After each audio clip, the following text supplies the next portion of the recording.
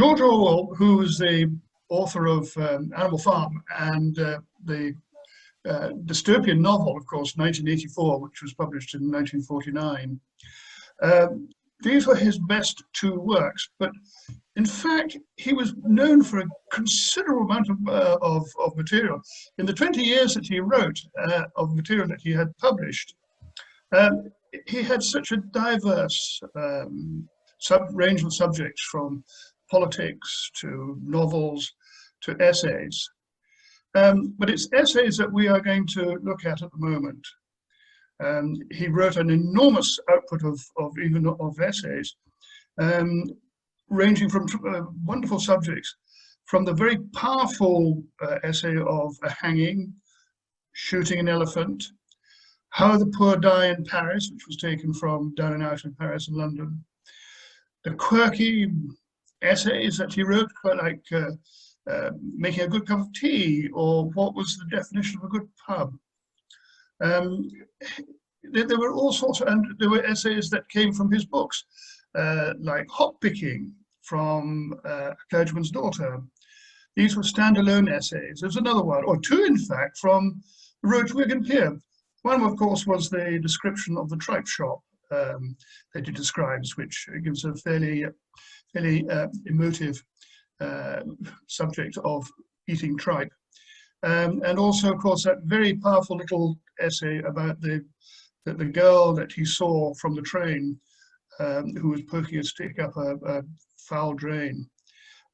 Wonderful descriptive passages that were very much to the point, easily read, and yet they conveyed all that he wanted to put over. Some of his essays, of course, were figured around nature. And of course, we were looking at, he was very good at nature, he liked it, and he was very knowledgeable. And one of the things he talked about were the toads and frogs of this world. Frogs always had a good press, by the way. The frogs always turned into handsome princes. And of course, there was the wonderful Beatrix Potter tale of Jeremy Fisher. So toads got a bit of a bad press, really. So he tried to address this with a delightful essay called Some Thoughts on the Common Toad. Before the swallow, before the daffodil, and not much later than the snowdrop, the common toad salutes the coming of spring after his own fashion, which to emerge from a hole in the ground where he has laid buried since previous autumn, and to crawl rapidly as possible towards the nearest patch of water. Something, some kind of shudder in the earth, or merely a rise in 3 degrees in temperature, has told him it's time to wake up, though a few toads appear to sleep around the clock and miss out a year from time to time. At any rate, I have more than once dug them up, alive and apparently well, in the middle of summer. For a few days after getting into the water, the toad concentrates on building up his strength by eating small insects. Presently, he has swollen to his normal size again, and then he goes through a phase of intense sexiness.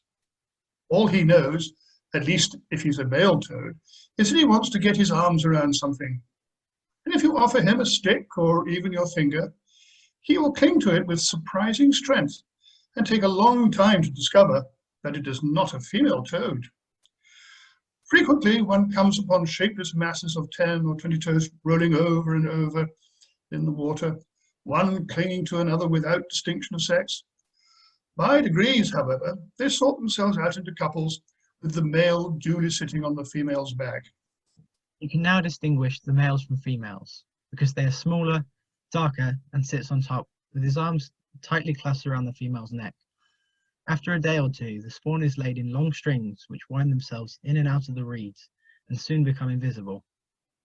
A few more weeks and the water is alive with masses of tiny tadpoles which rapidly grow larger, sprout hind legs, then forelegs, then shed their tails, and finally, about the middle of summer, the new generation of toads, smaller than one's thumbnail but perfect in every particular, crawl out of the water and begin the game anew. I mentioned the spawning of the toads, because it is one of the phenomena of spring which most deeply appeals to me, and because the toad, unlike the skylark and the primrose, has never had much of a boost from poets. But I am aware that many people do not like reptiles or amphibians, and I'm not suggesting that in order to enjoy the spring, you have to take an interest in toads. There are also the crocus, the mistle thrush, the cuckoo, the blackthorn, etc. The point is that the pleasures of spring are available to everybody and cost nothing. Even in the most sordid street, the coming of spring will register itself by some sign or other. If only a brighter blue between the chimney pots or a vivid green of an alder sprouting on its side. Indeed, it is remarkable how nature goes on existing unofficially. As it were, in the very heart of London, I've seen a kestrel flying over Deptford gasworks.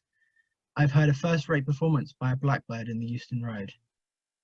There must be some hundreds of thousands, if not millions of birds living inside the 4-mile radius, and it is a rather pleasing thought that none of them pays a halfpenny of rent.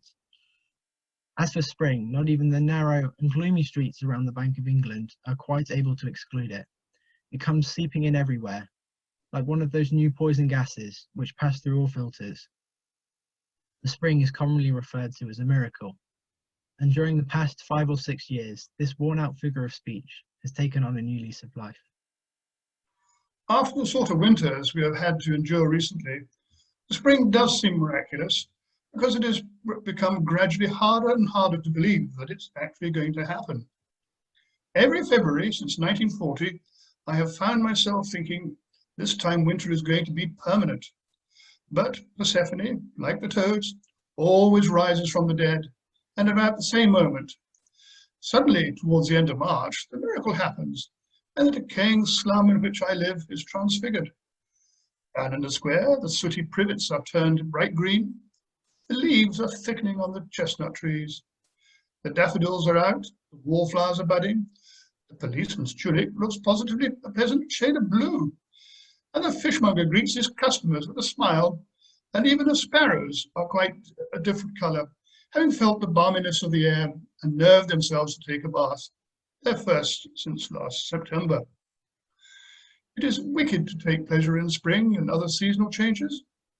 Put it more precisely, it is politically reprehensible, while we are all groaning, or at any rate ought to be groaning, under the shackles of the capitalist system.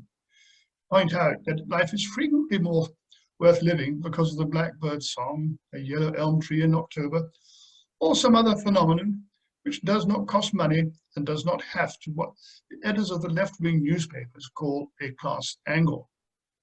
People, so the thought runs, ought to be discontented, and it is our job to multiply our wants and simply not to increase our enjoyment of the things we have already.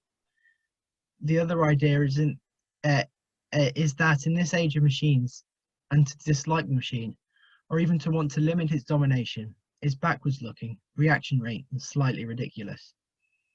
This is often backed up by the statement that a love of nature is a foible of urbanized people who have no notion of what nature is really like.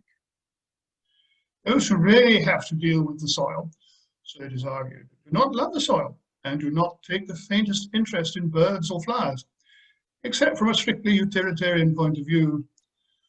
To love the country, one must live in the town, merely taking an occasional weekend ramble at the warmest times of the year. At any rate, spring is here, even in London N1, and they can't stop you enjoying it. This satisfying reflection. How many times have I stood watching the toads mating or a pair of hares having a boxing match in the young corn, and thought of all of the important persons who would stop me enjoying this if they could. But luckily they can't. So long as you are not actually ill, hungry, frightened, or immured in a prison or a holiday camp, spring is still spring. The atom bombs are piling up in the factories. The police are prowling through the cities. The lies are streaming from the loudspeakers. But the earth is still going around the sun, and neither the dictators nor the bureaucrats, deeply as they disapprove of the process, are able to prevent it.